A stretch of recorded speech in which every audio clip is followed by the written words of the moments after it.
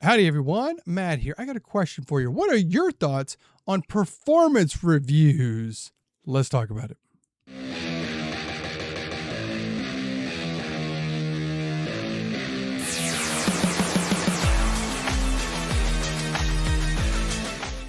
All right, everyone. First and foremost, let me introduce myself. My name is Matt. I am Matt the PT, coming at you with another video, another topic of something from the physical therapy world. But first off, thank you to everyone who has subscribed to the channel. Thank you so much. Of course, if you like the videos, subscribe, comment, like, do all of that. It helps out so much. But I want to get in about these performance reviews. So it's something that's a part of us, what we do in physical therapy, a little thing.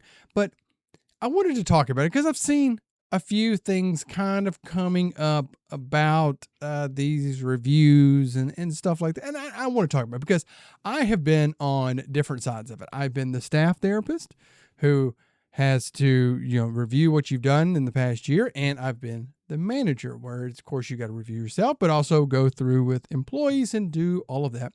And I just want to kind of share some aspects about it that I think we really need to put forth, because I feel like this is different. Because I've worked retail jobs when I was younger, and you would have these reviews that would come up, and things seem to be a little bit different with those, and compared to what we do in physical therapy.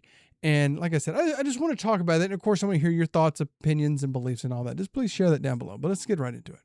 One of the first things I want to get into, and it doesn't matter if you are the staff person or the manager doing this, I wholeheartedly believe that when it comes time for doing a performance review, as in like filling it out or reviewing it for your employees, whatever, that should be done on company time. Okay. That should be time that is being compensated because it is tied to the job. I have been with companies that, on both sides of that, companies that said, yes, we're going to set aside this time. We'll set aside, whatever slower day that you have. We'll set aside an hour of your time, knock it out, be done with it. Okay. That's great to have that time of stress-free. Hey, from 11 to 12, I'm doing this. I'm doing this note, or I'm doing this from 8 to 9, whatever, get it done. Okay. But I've been on the other side of it where it's okay. You need to try to fit this in wherever that you can. Okay. And I believe very wholeheartedly that anything that is tied to work, doing your job, should be compensated. Okay. So not only treating patients, but any kind of documentation, billing, training, that should all be done. If it's tied to the company and the company's going to require you to do it, it should be done on that time. Okay. But that's been a very hard thing I have dealt with. I don't know if you've dealt with that, when they're like, okay, you need to do your review, but just fit it in whenever you can. So maybe a patient's on the bike, they're going to be on the bike for 10 minutes. Okay, I can do one of these. Or, a patient canceled and they didn't put somebody on it. Okay, well, let me do it. Or maybe you have to do it over lunch, or you got to do it at home. I don't believe that you should be having to do that at home, because that takes away from the time that you should be spending with your family or doing the things that you want to do. Or at lunch, hey, I maybe have to catch up on notes, or I just want to take a break for a few moments just to relax and just get ready for the afternoon. But that's it. And I'm going to say, I stand fully behind that. Mainly because you're not really going to put a lot of good effort into it, because it's like, look, if I'm having to squeeze this in here and there and to do this, I'm not going to put good effort into it. Okay. I'm not really going to sit here and think and ponder and to do all that. I'm just going to get it done. Okay. It's just going to be done. It's sent back to you. That's it. Same thing as a manager. It's driven me nuts whenever I've been manager of some of these companies and I've had some upper management that any admin stuff had to be done on my time. Treat all the patient time, there has to be 40 hours of treatment time. Anything else, you've got to fit in on your time. Over lunch, come in early, stay late, do it over the weekend, do it at night. And it's just bogging you out. So I'm going to stand behind that.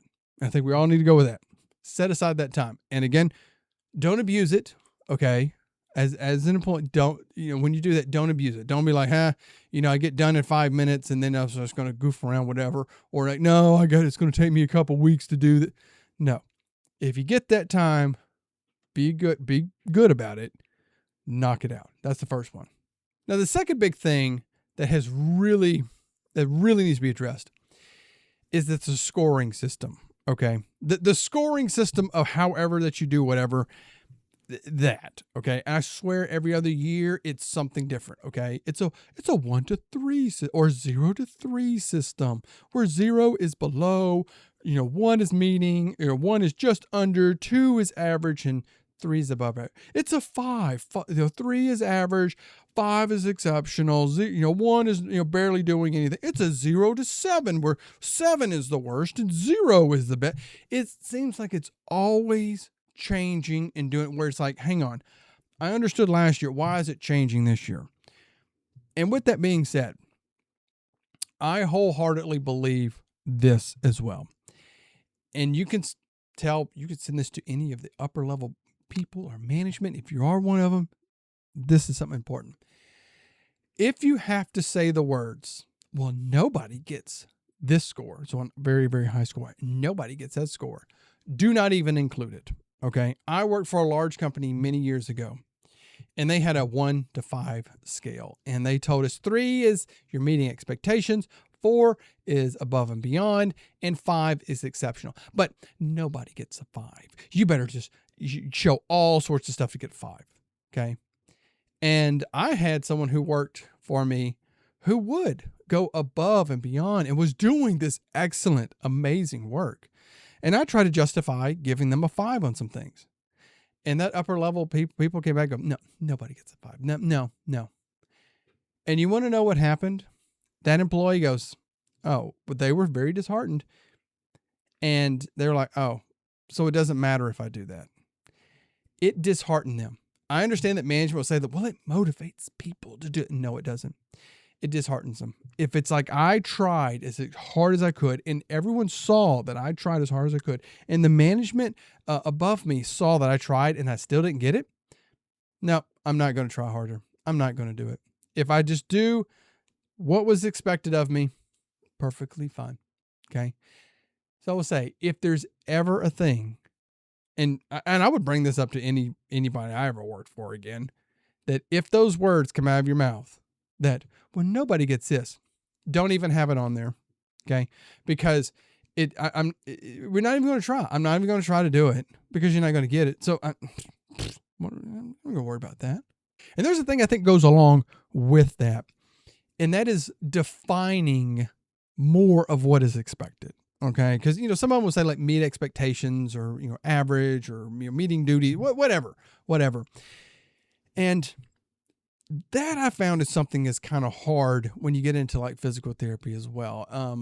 Mainly because I've dealt with this with companies, that no one with a company wants to define things. It's been so a funny thing. I've seen this over the years, that companies don't want to tell you like how many people you should see in a day. I've had that happen when you're interviewing, you're talking with them. It's like, so how many people am I expected to see in a day? Well, you need to see, have a full schedule, but you need to do. Okay, but what's the number? Well, it just depends, because if you got a lot of Medicare, you got to be one-on-one with them. But then if you got a lot of this, but what is a number? Okay, and they don't want to say that. It's the same thing with like units built. So how many units would you like me to bill? How many? Is that? Well, just whatever that you feel best, because you got. And so they just kind of, it's this like, fuzzy, blurry, thing here that, that's what it is, which they have something in their mind, but they don't want to fully express it. And I understand they possibly don't, because if they say, well, we want you to see 10 people a day and build 3 units, 3.5 units. Okay. Well, that's all you're going to do. You're just going to work to that level. And I don't know many people that will, and we may talk about that here in just a minute. But when trying to define those things of meeting expectation when they're not really set, that gives a challenge. And also with that expectation, that's something I've noticed as well, is that can really change therapist to therapist. Okay. Like meeting expectation based upon what exactly? Because if somebody comes in and, they're seeing 20 people in a day and they're billing 4.2 units and all that, that's what could be set for their expectation. So with that, okay, well, that's your expectation right there. So if you go under that, oh, well, now you're down to 18 per day. I know I'm saying that's a lot. Oh, you're not meeting that expectation.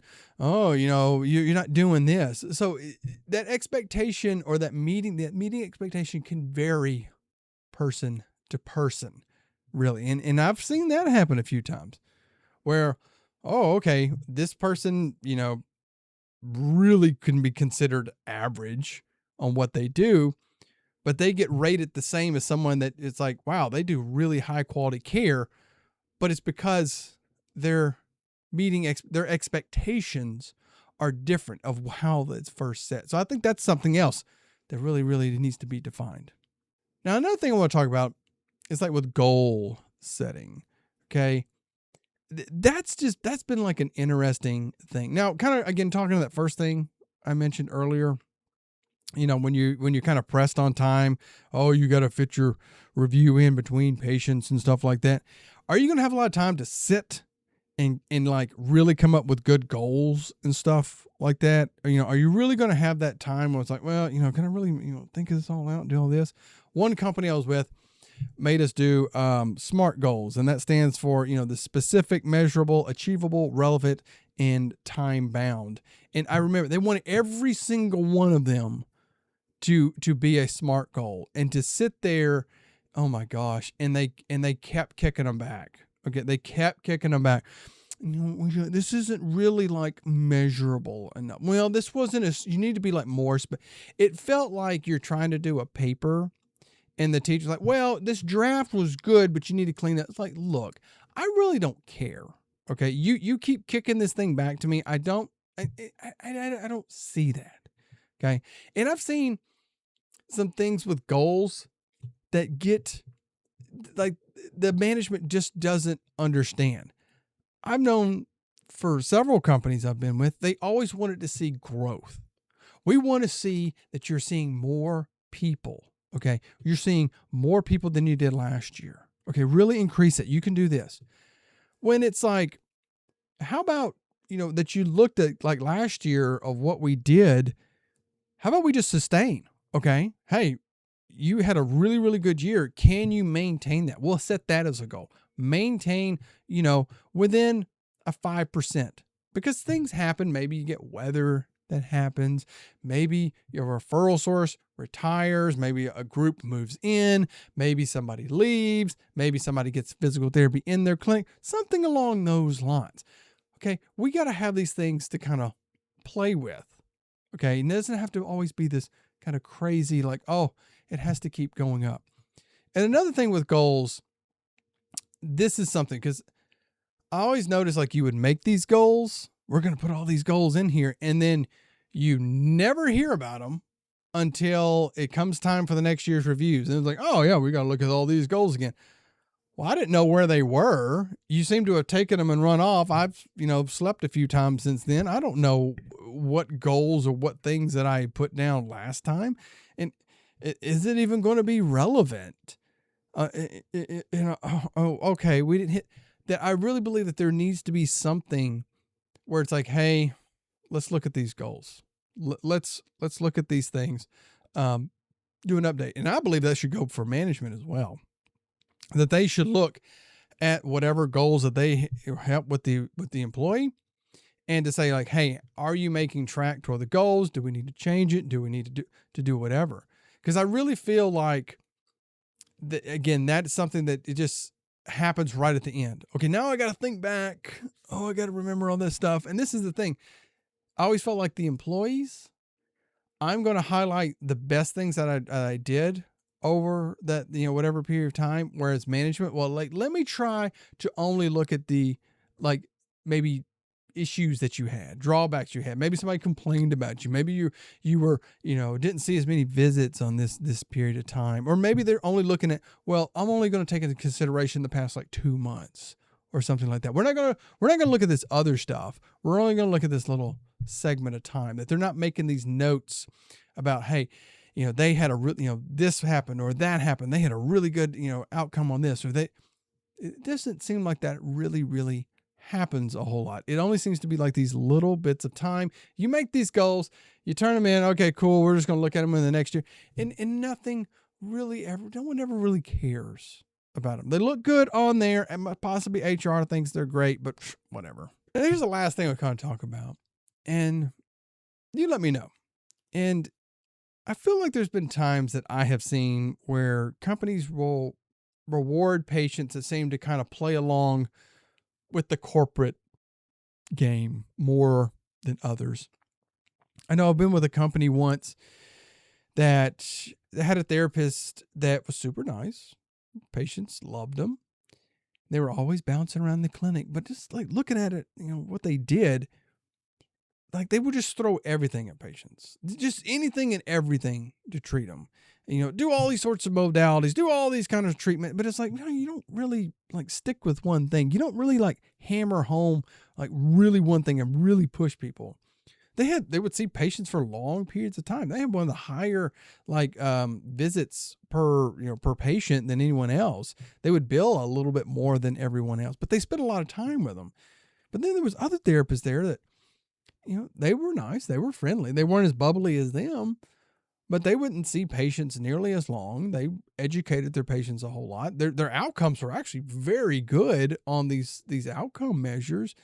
But it seemed like the company liked the first person more. Then it was like, do you like this person more because they're kind of playing the corporate game?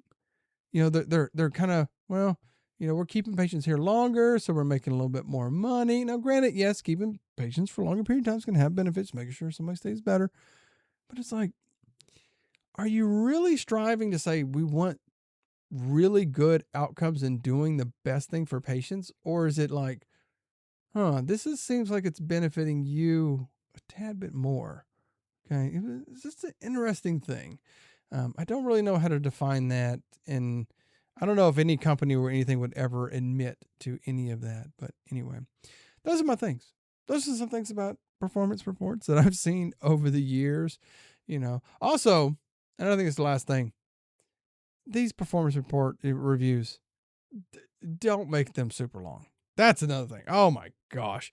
Nothing that drove me crazier than a performance review that has like 50 questions and they're all short answer, and you have to put at least 3 lines or so many characters on there, and you got to rate everything on there, and it just goes on and on. It's like, oh my gosh, I thought you already asked me this question. You're just asking it in a different way. Why is this so incredibly long? And it just won't stop. Just get to the point. Ask things about how you've been doing and just get through there. And just be supportive of your therapist. Anyway, those are my things about it. Okay. Those are my things. Let me know. What are your thoughts on these performance reports? I feel like it's a little different for therapy because it's hard to measure. We don't create, widgets. We don't show up. You produced 100. Oh, you're able to produce a whole lot. We work with people. People are very, variable, volatile. They up and down. They be all over the place. And that feels like sometimes can be hard to kind of measure on these performance reports as well. And then again, the thing, they should be done on company time because if they're for your job, they should be done on there. And get rid, if you ever have to say, well, nobody gets this, just get rid of it. That's probably my top one. Anyway, let me know your thoughts, opinions, and beliefs, all that down in the comments below. If you like the video, hit that thumbs up, and please subscribe to the channel. It doesn't cost you a copay. And until next time, take care of yourself. Take care of your patients. I'll see you then.